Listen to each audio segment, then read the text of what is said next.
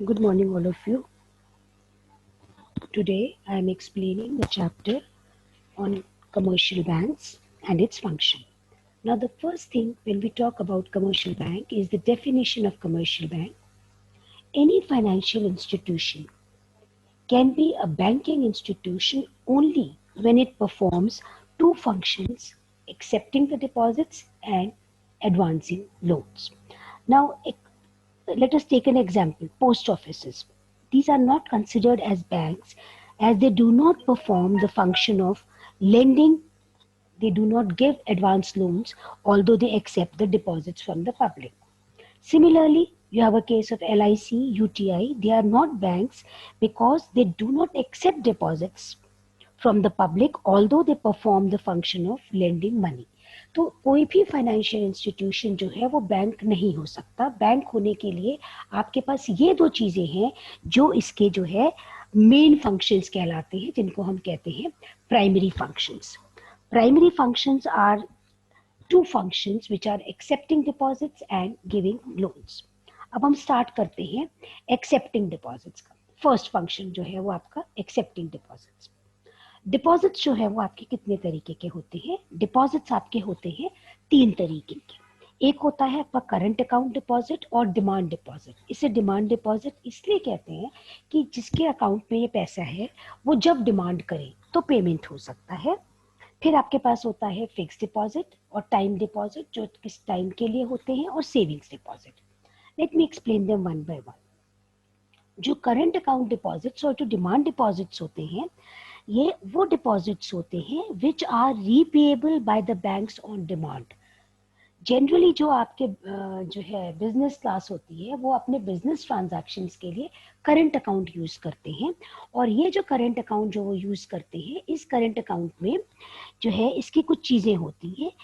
It is maintained by the businessmen with the intention of making transactions with such deposits. जो उनके business के transactions होते हैं वो इसके लिए रखते हैं. फिर उसके बाद इसका एक चेक बुक उनको मिलती है, यानी जो पेमेंट होता है वो चेक के साथ होता है, और उस चेक पे कोई रिस्ट्रिक्शन नहीं होता. ना अमाउंट का रिस्ट्रिक्शन होता है, ना आप कितने चेक्स प्रेजेंट कर सकते हैं, इस पे कोई रिस्ट्रिक्शन नहीं होता. सबसे बड़ी बात है ये जो करंट अकाउंट होते हैं, हालांकि बैंक में रखते हैं, लेकिन इस करंट अकाउंट पे कोई इंटरेस्ट नहीं मिलता. बैंक उनको कोई इंटरेस्ट नहीं देता, लेकिन बैंक उनसे इंटरेस्ट चार्ज करता है ऑन रनिंग दीज अकाउंट्स. ये आपकी स्पेशल कैरेक्टरिस्टिक्स होती है करंट अकाउंट और डिमांड डिपॉजिट की. अब जब हम फिक्स डिपॉजिट और टाइम डिपॉजिट की बात करते हैं, ये वो डिपॉजिट्स होती है जो कुछ पीरियड ऑफ टाइम के लिए होते हैं, जिसमें टाइम फैक्टर होता है, फिक्स पीरियड के लिए होते हैं, और इसमें चेक्स नहीं मिलते आपको. मेच्योरिटी ऑफ टाइम पीरियड पे, मेच्योरिटी पे जो है वो आपको जो है पेमेंट सारा का सारा मिल जाता है. और क्यों? ये इस पे रेट ऑफ रिटर्न काफी हाई होता है. रेट ऑफ रिटर्न इसलिए होता है क्योंकि वो आपका पैसा यूज किया जाता है एक फिक्स पीरियड ऑफ टाइम के लिए.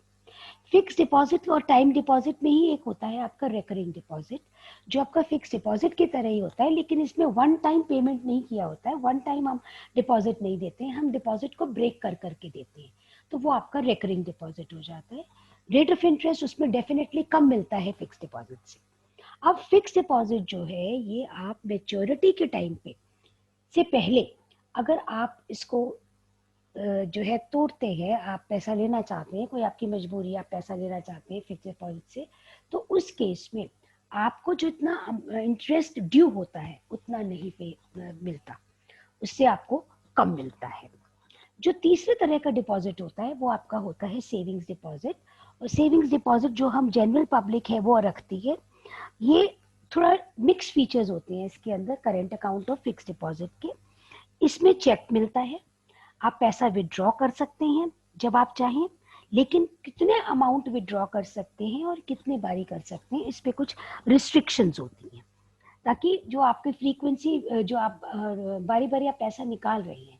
एक्चुअली आप ये समझो कि बैंक आपको इंटरेस्ट क्यों देता है. बैंक इंटरेस्ट इसलिए देता है क्योंकि बैंक आपका मनी यूज कर रहा होता है. अब अगर आप बारी बारी निकालते जाएंगे तो जो आपका अमाउंट ऑफ मनी है वो आपका कम होता जाएगा, तो बैंक को इनकन्वीनियंस होगी. इसमें रेट ऑफ इंटरेस्ट मिलता है, लेकिन जो रेट ऑफ इंटरेस्ट मिलता है वो फिक्स डिपॉजिट से कम होता है. ये आपका फंक्शन हो गया एक्सेप्टिंग ऑफ डिपॉजिट्स। अब दूसरा प्राइमरी फंक्शन जो होता है वो होता है एडवांसिंग लोन्स। लोन्स यानी क्रेडिट देना। अब ये जो लोन्स होते हैं, जो आप पैसा आप रखते हो बैंक में, उसको बैंक खाली नहीं, वो बैंक पैसा यूजलेस नहीं पड़ा रहता, वो आगे जो है उसको बोरो कर दिया जाता है और उनसे इंटरेस्ट लिया जाता है। तो जो इंटरेस्ट वो बैंक आपको पे करता है एज डिपॉजिट और जो इंटरेस्ट वो चार्ज करता है लोन देने पे, इन दोनों का जो डिफरेंस होता है इसको हम कहते हैं spread. And spread is the income of the bank. अब जो लोन्स हैं, हम एडवांसिंग लोन्स की बात कर रहे हैं, ये लोन्स और एडवांसेस जो हैं अलग अलग तरीके के होते हैं। First let me start about the cash credit. Cash credit refers to a loan given to the borrower against his current assets like shares, stocks, bonds, etc. जो आपके पास फाइनेंशियल एसेट्स होते हैं वो हम बैंक में रखते हैं, उसके अगेंस्ट आपको लोन मिलता है। A credit limit is sanctioned and the amount is credited in his account. जो आपने सिक्योरिटी दी है उसके हिसाब से एक क्रेडिट लिमिट रख दी जाती है कि इस पे इतना लोन मिल सकता है और अमाउंट आपके अकाउंट में ट्रांसफर कर दिया जाता है। उस में से बोरोवर जो है वो जितना चाहे वो पैसा निकाल सकता है क्रेडिट लिमिट की उसमें से, और उसको इंटरेस्ट पे करना पड़ता है on the amount actually withdraw. Account में से उसने जितना विदड्रॉ किया है, जो अकाउंट में पैसा आया उसके ऊपर पूरा इंटरेस्ट नहीं होता, जो उसने विदड्रॉ किया है उसके ऊपर उसका इंटरेस्ट लगता है। जो सेकंड कैटेगरी है वो आपके demand loans. Demand loans are those loans which can be recalled or demand by the bank at any time. The entire sum of the demand loan is credited to the account of the borrower and the interest is payable on the entire sum. Bank ने loan दे दिया, आपके account में आ गया, आप उसको कितना use करते हैं कितना यूज नहीं करते इससे बैंक को कोई मतलब नहीं है। जो आपको सारा का सारा लोन दिया है उस सारे के सारे लोन के ऊपर जो है वो आपका इंटरेस्ट चार्ज हो जाता है। अब दूसरा आपका होता है short term loans. Short term loans का मतलब होता है these are the personal loans against some collateral security. The money is credited to the account of the borrower and the borrower can withdraw money from his account and interest is payable on the entire sum of loan granted. जितना आपने loan लिया है ये बहुत short period के लिए होता है, वो सारे के सारे के ऊपर आपका जो है वो इंटरेस्ट आपको देना पड़ता है।